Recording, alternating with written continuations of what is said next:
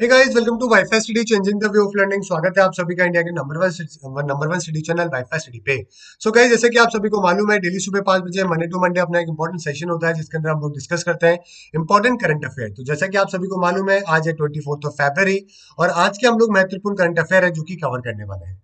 मात्र 12 से 15 मिनट का ये वीडियो है और इस वीडियो के अंदर हम लोग 12 से 15 मिनट के इस वीडियो के अंदर हम लोग कई सारे करंट अफेयर के आज के सवाल है जो कि कवर करेंगे। उम्मीद करता हूं आंसर करने की कोशिश करोगे। इंडिया के सभी एग्जाम में आपकी बहुत काम आने वाला है। समझ गए। और कल है दोस्तों 25 तारीख, तो कल या परसों 26 तारीख से आपके पॉलिटी का जो है वो प्लस कोर्स भी स्टार्ट हो रहा है एसएससी कैटेगरी में।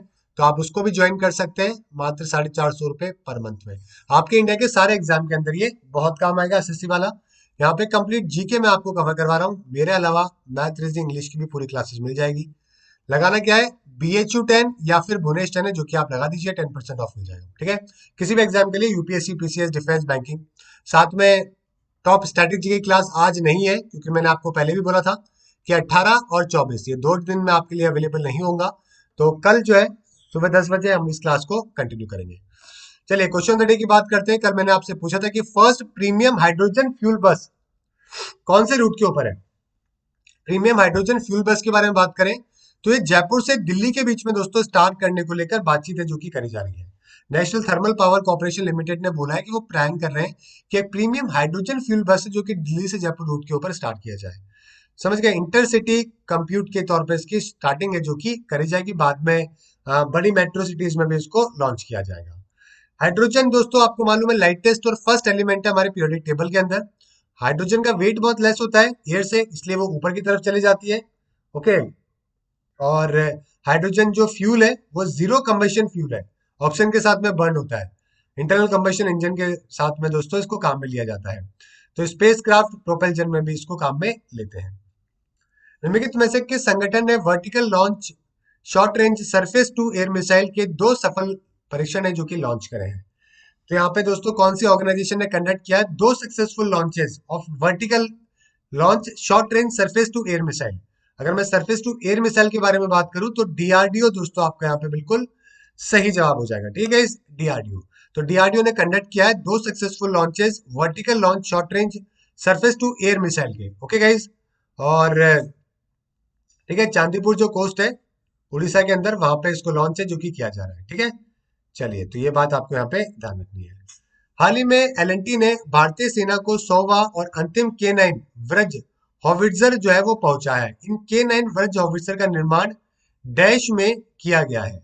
कहां पर किया गया है ये आपको बताना है। व्रज हॉविट्जर। चलिए आंसर बताइए दोस्तों क्या होगा इसका। कहां पे किया गया है इसको, हजीरा के अंदर किया गया है। तो एलएनटी ने दोस्तों डिलीवर किया है 100th और फाइनल K9 व्रज हॉविट्जर इंडियन आर्मी को। ठीक है गाइस, ये बात आपको ध्यान रखनी है। चीफ ऑफ आर्मी स्टाफ जो है दोस्तों जनरल नरावने जी, उन्होंने 100th और final K9 Vraj 155 mm 52 calibre दोस्तों यहाँ पे प्रोपेल्ड हॉविट्जर है जो कि हजीरा नियर सूरत से गुजरात में लॉन्च किया है। एलएनटी के द्वारा डेवलप किया गया 4,500 करोड़ रुपए का कॉन्ट्रैक्ट है जो कि इनको मिनिस्ट्री ऑफ डिफेंस के द्वारा 2017 में दिया गया था। और 100 यूनिट है जो कि K9 व्रज हॉविट्जर का हम लोग डेवलप कर रहे हैं। ठीक है गाइज। चलिए, तो आप यहाँ पे देख सकते हैं K9 Vraj T 155 mm। Okay, 52 की बात करें तो एक सेल्फ प्रोपेल्ड हॉविट्जर है और K9 थंडर प्लेटफॉर्म के तौर पे दोस्तों इसको डेवलप है जो कि किया गया है। ठीक है, इतनी ही बात ध्यान रखनी है, इससे ज्यादा डिटेल में आपसे पेपर में नहीं पूछेगा। निम्नलिखित में से किस मंत्रालय ने स्फूर्ति scheme of fund for regeneration of traditional industries launch करी है।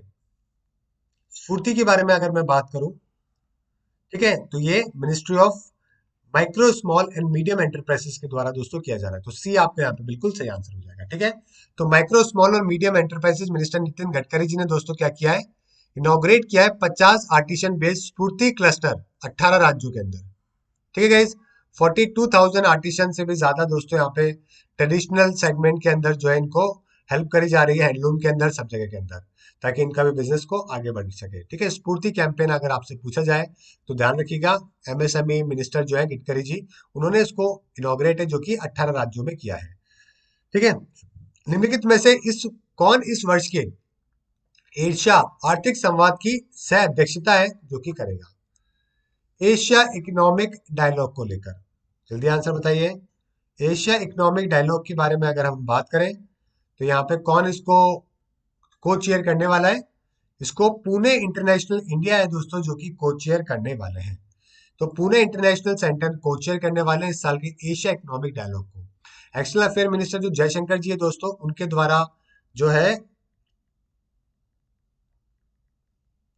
ठीक है, इसको इनॉग्रेट है जो कि किया जाएगा। इसके अलावा जापान, ऑस्ट्रेलिया, मालदीव, बहुत सारे लोग हैं जो कि यहाँ पे पार्टिसिपेट करने वाले हैं। ठीक है गाइज, चलिए आगे बात करते हैं। निम्नलिखित में से किस राज्य सरकार ने एक अध्यादेश लाया है जो महिलाओं और उनके पति की पैतृक संपत्ति में सह स्वामित्व अधिकार देगा? कौन सी गवर्नमेंट दोस्तों एक को ओनरशिप राइट लेके आ रही है कि महिलाओं को एसेंट्रल प्रॉपर्टी के अंदर भी हस्बैंड के क्या मिलेगा? राइट मिलेगा।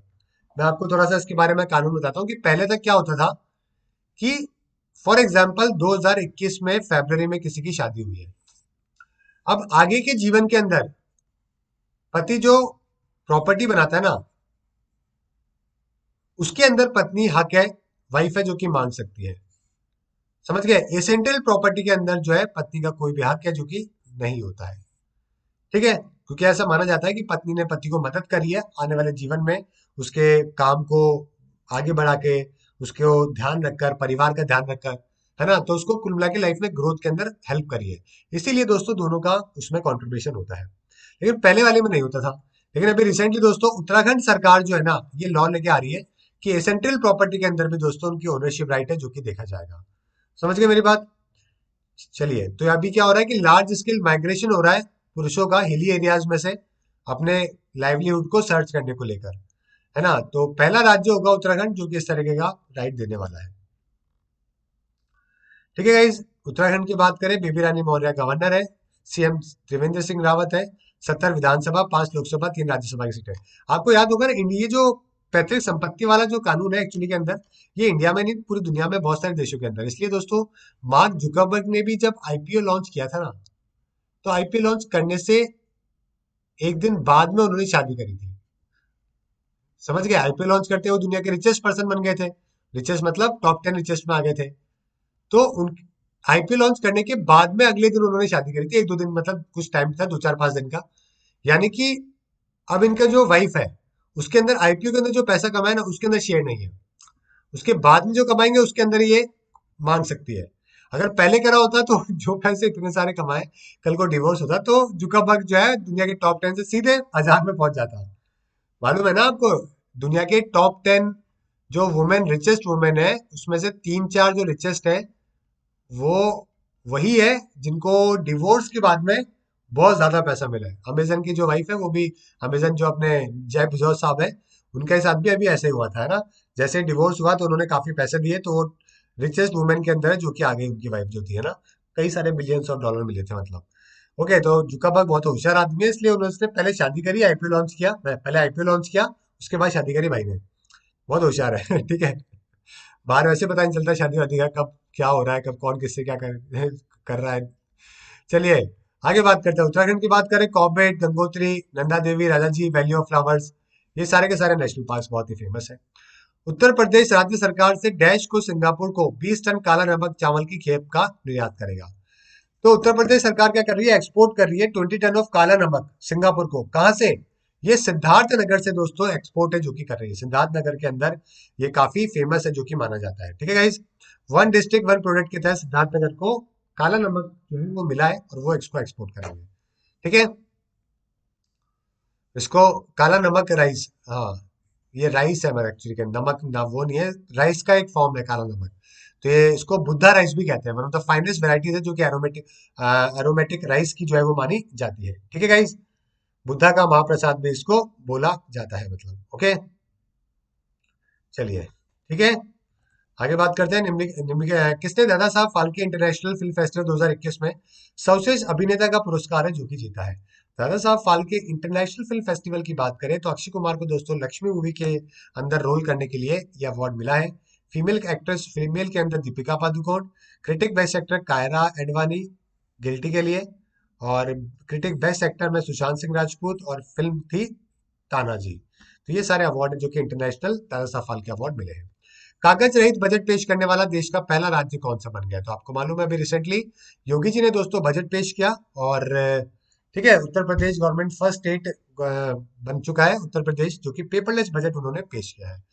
नेक्स्ट मिनिस्टर है सुरेश खन्ना जी इनके द्वारा इनको लॉन्च किया गया है इस बजट को। हाल ही में वी नारायण स्वामी जी ने अपना इस्तीफा दे दिया। वह कौन कहाँ के मुख्यमंत्री के रूप में सेवारत थे? ओके, तो क्या दो चार जगह पे, छोटी मोटी जगह पे कांग्रेस सरकार बची हुई थी, उसमें से एक और गिर पड़ी, क्योंकि पौंडीचेरी के अंदर दोस्तों यहाँ पे नारायण स्वामी जी ने जो है वो रेजिग्नेशन दे दिया। 2 एमएलए इनके भाग गए, भागते जो है इनका ये अपना बहुमत सिद्ध नहीं कर पाए, तो पहले ही करने से पहले ही इन्होंने रिजाइन दे दिया। तमिली साई जी अभी गवर्नर बना रखी है यहाँ पे। आने वाले दिनों के अंदर देखते हैं सरकार मोटा भाई कैसे बनाने वाले हैं। ये देखिए पुडुचेरी में पुडुचेरी, कानेकल, माहे, यमन, ये सारी जगह आती है। ठीक है, जनरल फैक्ट की बात करें, Paris of the south, the little France, ये सब इनको कहा जाता है। ठीक है, फरवरी 2021 में आरबीआई निम्नलिखित में से किस बैंक को अपने नियमन के तहत लाया है? अंडर खुद के रेगुलेशन में आरबीआई भी recently state bank of Sikkim को दोस्तों अपने अंडर में जो है वो लेके आया है अपने रेगुलेशन को लेकर। ठीक है, तो ये बात आपको ध्यान रखनी है। पूर्वी भारत का पहला कौशल विश्वविद्यालय डैश में स्थापित किया जाएगा। ईस्टर्न इंडिया का पहला स्किल यूनिवर्सिटी दोस्तों कहाँ पे?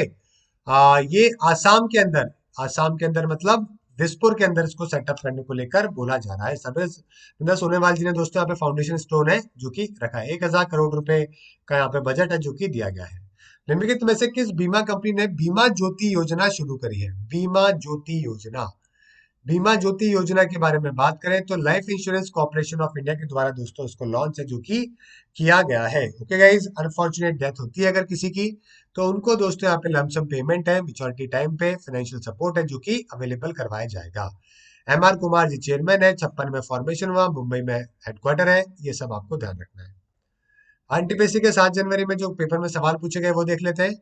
सबसे पॉपुलेटेड राज्य कौन सा है 2011 सेंसस में? पहले भी आज भी एक ही है, उत्तर प्रदेश। ब्राजील को अभी दोस्तों पीछे गया था कुछ सालों पहले। दुनिया में अगर कंट्री मान लिया जाए तो 5वें नंबर पे है। ठीक है, सबसे लीस्ट पॉपुलेटेड है अपना सिक्किम।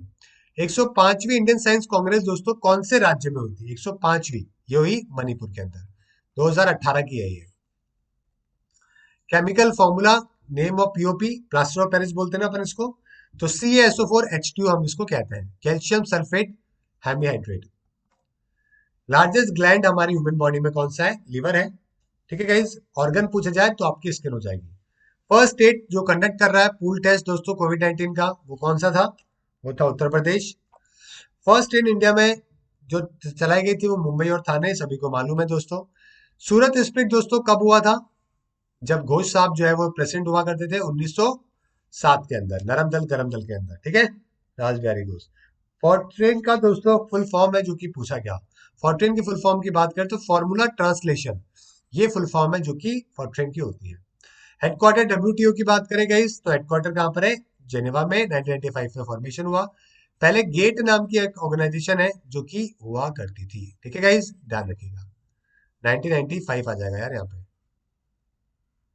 ओके, चलिए इसके अलावा अगर आपको कोई भी प्लस कोर्स लेना हो तो आप BHU10 है जो कि यूज कर सकते हैं इंडिया में किसी भी एग्जाम के लिए। स्ट्रैटेजी के कल आपको क्लास मिल जाएगी। क्वेश्चन ऑफ द डे है, निम्नलिखित में से किस देश ने अपनी महिला सशस्त्र बलों में शामिल होने की अनुमति है जो कि उनको दे दी है?